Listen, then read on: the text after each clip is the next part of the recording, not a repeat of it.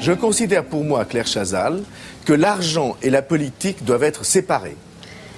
Je pense que l'un ne doit pas avoir base sur l'autre, notamment lorsque ces puissances économiques détiennent de très grands médias. Ce journal de 20 heures est un véritable événement. Pour la première fois depuis la privatisation de TF1, un élu de premier plan attaque en direct l'indépendance de la chaîne. Et ce n'est pas la connivence entre journalistes et pouvoir politique que François Bayrou dénonce, mais la dépendance des principaux médias français au pouvoir économique. Je puis vous assurer qu'il y a un problème républicain dès l'instant que de très gros intérêts financiers, industriels, sont liés à de très gros intérêts médiatiques et sont en liaison intime avec l'État. Face à un membre de la majorité politique qui a privatisé sa chaîne en 1987, Claire Chazal hausse le ton. Il n'est pas question pour la star du journal de TF1 de laisser ternir la réputation du groupe Bouygues, son employeur. Et puis après tout, elle n'est pas la seule journaliste à travailler pour un grand groupe industriel. Prenons un exemple, sur une chaîne du service public cette fois. Ce jour-là, c'est la rencontre entre deux autres grandes stars du paysage médiatique. La majorité des Français n'a pas connu le divertissement sans l'un et l'information sans l'autre. Ce jour-là, Michel Drucker, ancien et futur employé du groupe Lagardère, consacre son émission à Jean-Pierre Elkabbach, ancien et actuel employé du groupe Lagardère. Et qui décident-ils tous les deux d'inviter? Arnaud Lagardère, leur patron.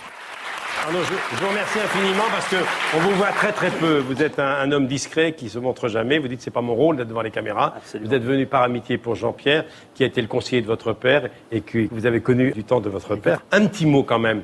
Ce que représente le groupe Lagardère, qui est une entreprise leader dans le monde des médias de la haute technologie, parce que le public ne le sait pas, mais il a pratiquement affaire quotidiennement au groupe, qu'il lise un livre, qu'il lise une revue de télévision, qu'il écoute la radio, qu'il prenne un avion.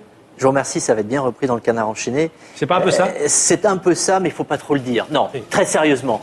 C'est d'abord une fantastique aventure humaine. Hein. C'est à peu près 250 000 personnes dans le monde. Arnaud Lagardère a raison de taper sur les doigts de Michel Drucker. Le groupe qu'il dirige est une fantastique aventure humaine. Et certainement pas un monopole qui envahirait nos vies. Pour le prouver, nous allons démontrer qu'il est parfaitement possible de passer une journée sans le groupe Lagardère.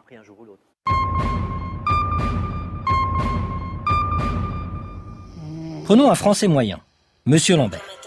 Chaque matin, Monsieur Lambert se réveille au son d'Europe 1, la principale radio du groupe Lagardère. Mais il peut très bien choisir d'écouter Radio Classique, la radio du groupe LVMH. Sur le chemin du travail, Monsieur Lambert peut acheter son journal dans l'un des 1000 points de vente du groupe Lagardère. Mais il peut aussi préférer un gratuit du groupe Bolloré.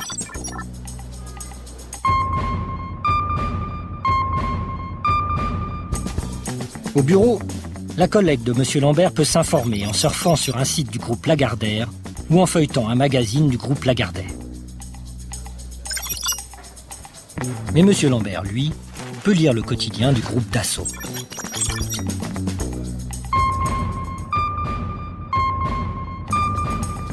En rentrant chez lui, M. Lambert peut acheter l'un des 20 magazines du groupe Lagardère. Mais il peut très bien choisir un magazine du groupe Pinault Printemps La Redoute.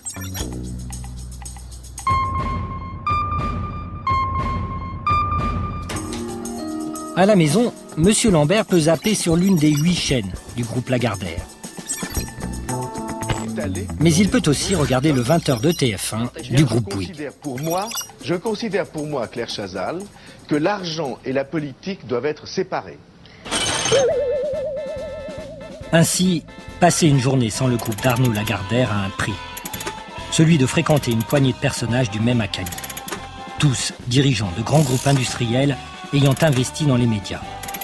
Pour ces groupes, tous liés à des marchés publics, vendre de l'information a un double intérêt.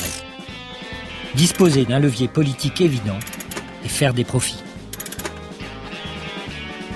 Par particularité française, nous avons de grands groupes médiatiques qui vivent des marchés publics. C'est béton et canon, si on peut dire, Bouygues et Lagardère.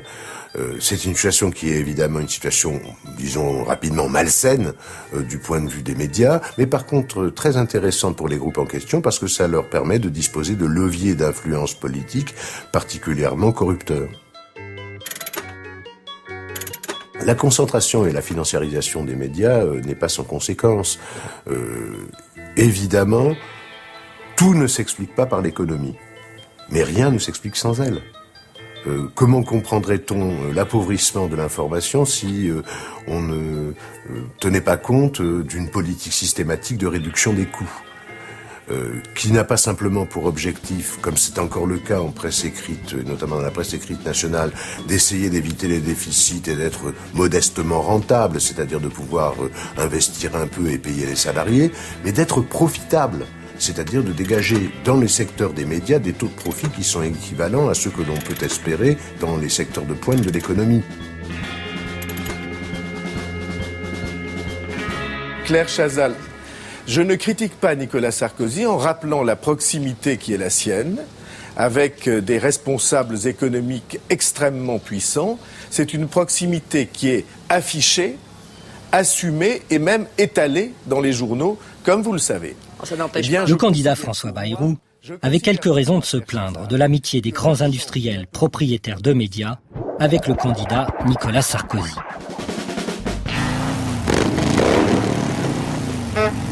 Le 6 mai 2007, pas moins de 4 de ces grands patrons de presse n'hésiteront pas à s'afficher aux Fouquet's pour fêter la victoire du nouveau président de la République.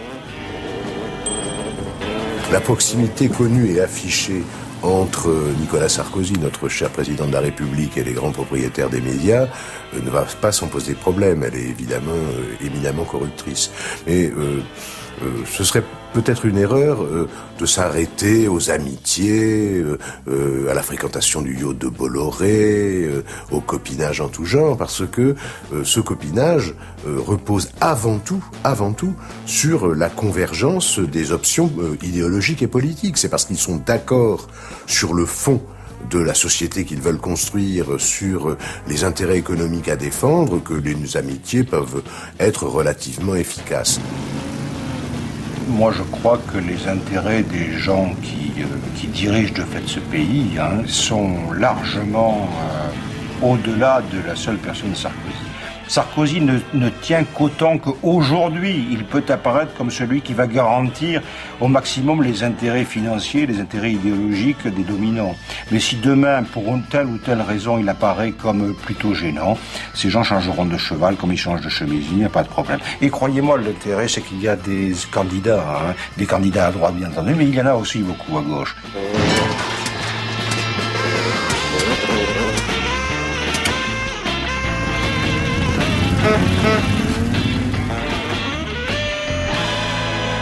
Alors maintenant, un petit mot sur votre voisin, Jean-Pierre, qui a été conseiller de votre père. Vous l'écoutez tous les matins, Jean-Pierre ?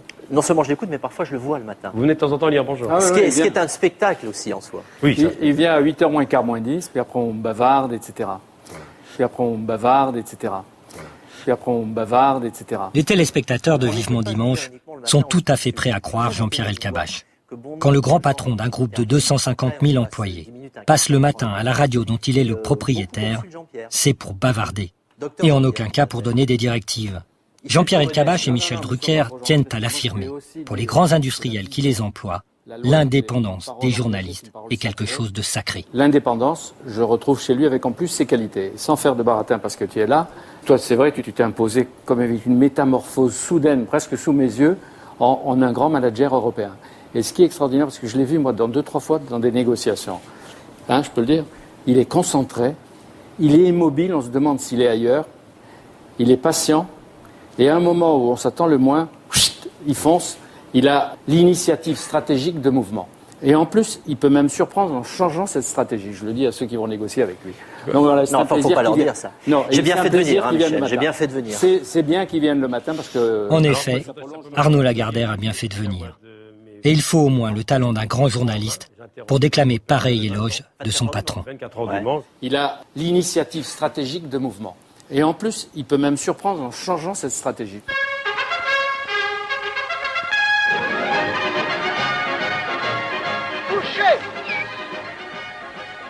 Assis! Debout! Pour les journalistes, il y a deux manières de ne pas remettre en cause le pouvoir qu'exercent les propriétaires des médias. Ils peuvent le nier tout simplement, comme le font Jean-Pierre Elkabbach et bien d'autres, ou bien affirmer qu'il est normal, voire naturel, que ce pouvoir s'exerce.